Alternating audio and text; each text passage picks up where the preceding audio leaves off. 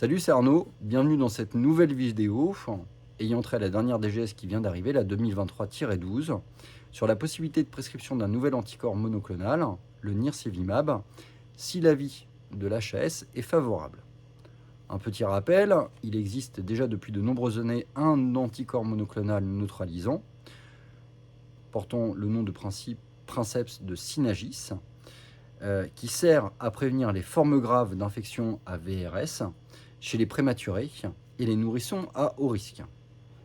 Depuis fin 2022, un nouvel anticorps monoclonal neutralisant dirigé contre le VRS a été trouvé, c'est le nirsevimab, portant le nom de princeps de Beyfortus, et il dispose donc d'une AMM européenne beaucoup plus large, car il permet de prévenir les infections des voies respiratoires inférieures causées par le VRS chez tous les nouveau-nés et les nourrissons pendant leur première saison de circulation du VRS. Sous réserve d'un avis favorable de la HAS qui est attendu cet été, cet anticorps monoclonal sera disponible en septembre prochain et pourrait donc permettre d'étendre la prévention des formes graves de la bronchiolite AVRS via une seule injection à l'ensemble des enfants vivant leur première saison d'exposition au VRS.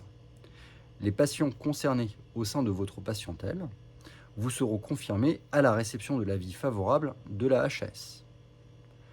Petit rappel épidémiologique, chaque année, 2 à 3% des nourrissons de moins d'un an sont hospitalisés pour une bronchiolite, avec environ 45 000 cas d'hospitalisation associés au VRS en moyenne par année de 2010 à 2018. Dans ces personnes, 69% des enfants ont moins d'un an. Plus largement, la bronchiolite touche chaque hiver près de 30% des nourrissons de moins de 2 ans, soit environ 480 000 cas, et le VRS est responsable de la majorité de ces bronchiolites. Voilà, c'est terminé pour cette dernière DGS. N'hésite pas à t'abonner à cette chaîne pour être toujours au courant de la dernière actualité qui encadre notre travail.